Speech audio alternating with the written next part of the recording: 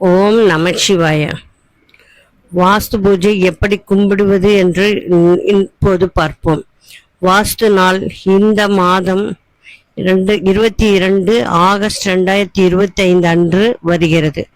வாஸ்து பகவானை வழிபட மண் மனை தோஷம் அகலும்.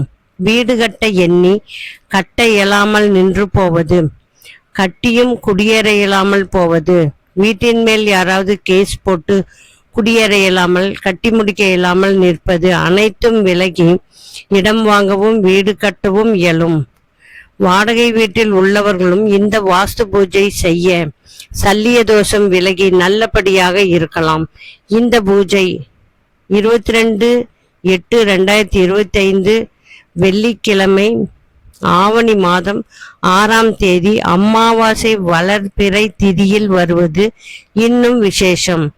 காலை 7:23 மணியிலிருந்து காலை 7:59 மணிக்குள் கும்பிட மிகவும் நல்லது.